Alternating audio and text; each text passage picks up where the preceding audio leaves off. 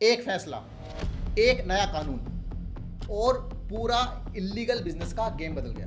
Donald Trump ने सोचा कि टैरिफ से देश की इकोनॉमी को बचा लेंगे, लेकिन पता है क्या होगा? माफिया, स्मगलर्स और अंडरवर्ल्ड ने पार्टी करना शुरू कर दिया। तो ये कहानी है कि कैसे अमेरिका का ट्रेड वार एक ब्लैक मार्केट का गोल्ड माइन बन गया।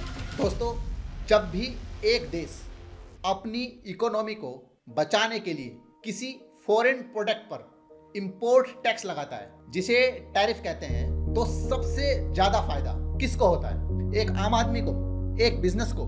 नहीं भाई, सबसे बड़ा फायदा होता है स्मगलर्स और माफिया को। और जब डोनाल्ड ट्रंप जैसे लीडर्स नए नए टैरिफ अनाउंस करते हैं, तब अंडरवर्ल्ड के लोग शैंपेन की बोतल खोलते हैं।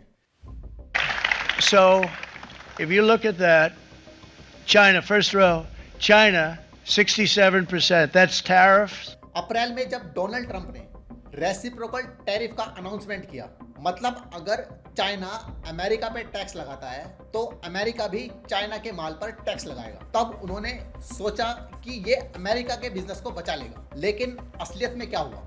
मैक्सिको के ड्रग कार्टेल्स, इटली के माफिया डॉन्स, रशिया के अंडरवर्ल्ड डॉन्स, सब ने लीगल माल का स्मगलिंग करना शुरू कर दिया। और सिर्फ ड्रग्स नहीं, अब तो गेमिंग कंसोल, डिजाइनर कपड़े, वाइन, टाइल्स, सब कुछ इलीगल रूट से आने लगा है। एक तरह से सोचो, जब लीगल रास्ता बंद होते हैं तो इलीगल गेट्स खुल जाते हैं।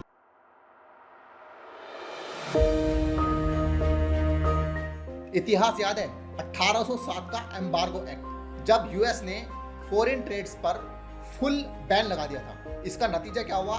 स्मगलिंग में बूम आया। फिर 1930 में स्मूथ हॉले टैरिफ लगा, जिसमें 20,000 इंपोर्टेड आइटम्स पे टैक्स लगाया गया। और इटालियन अमेरिकन माफिया ने वहीं से अपना पूरा इलीगल बिजनेस का एम्पायर खड़ा किया। और ये माफिया सिर्फ गुंडे नहीं है, ये बिजनेसमैन थे जिन्होंने ब्लैक मार्केट का पूरा सप्लाई चेन बना दिया।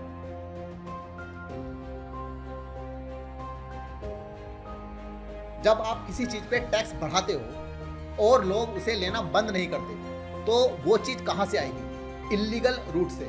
जब ट्रंप ने फैशन प्रोडक्ट्स, वाइन और इलेक्ट्रॉनिक्स पे इंपोर्ट ड्यूटीज बढ़ाई, लोगों ने लीगल रास्ता छोड़कर ब्लैक मार्केट का रुख कर लिया। अब माफिया स्मगल करते हैं original goods, oil, Chinese tiles, जिसे मेड इन मलेशिया लिख के अमेरिका भेजना, सब कुछ अब सिस्टम बना दिया गया है। एक एग्जांपल देखते हैं।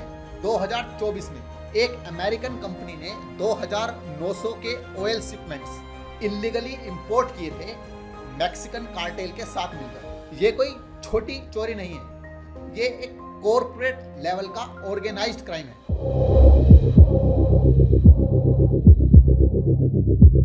क्रिमिनल ऑर्गेनाइजेशंस पोर्ट का यूज करप्शन के बेस पर नहीं, स्पीड के बेस पर करते हैं। जितना फास्ट पोर्ट, उतना ज्यादा माल बिना पकड़े अंदर। Savanna, Georgia, होस्टन, Texas, Long Beach, California, ये सभी पोर्ट्स स्मगलर्स के लिए ड्रीम एंट्री पॉइंट्स बन गए हैं, क्योंकि यहाँ का कस्टम क्लियरेंस लाइटनिंग फास्ट है। अगर ये पोर्ट्स स्लो कर दिए जाएं तो इलीगल गुड्स का फ्लो रुकेगा, लेकिन साथ ही लीगल बिजनेस भी सफर करेगा। यही तो माफिया का मास्टर स्ट्रोक है। सिस्टम का फायदा उठाओ और सिस्टम को ही ब्लेम करो। चाइना ने क्या किया? अपने 40 से ज्यादा पोर्ट्स लैटिन अमेरिका में कंट्रोल कर लिए और वहीं से शिपिंग रूट्स का यूज करके माल भेजना स्टार्ट कर दिया, जिसमें मेड इन साउथ अमेरिका लिखा होता है, पर अंदर का सारा माल चाइनीज होता है। लेबलिंग का गेम अब इतना ट्रिकी हो गया है कि असली और नकली में फर्क समझना मुश्किल है। और जब कस्टम ऑफिसर कंफ्यूज होते हैं तो स्मगलिंग करना और भी आसान हो जाता है।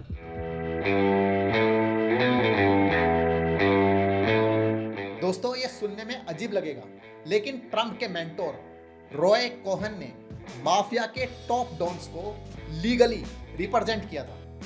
कार्माइन गैलेंटे, कार्लो गैम्बिनो और निकोलस एकेए कॉक आइड निक। रॉय कोहन ने ट्रंप को सिखाया कि सिस्टम में कैसे काम करते हैं, दोनों लीगली और इलीगली तरीकों से। ट्रंप के टैरिफ लॉ का पार्ट बन गए हैं और माफिया का स्मगलिंग उसका लूप होल है। एक है फॉर्मल लॉ और दूसरा है इनफॉर्मल रूल, और इन्हीं इनफॉर्मल रूल्स पे चल रहा है ब्लैक मार्केट का नेटवर्क।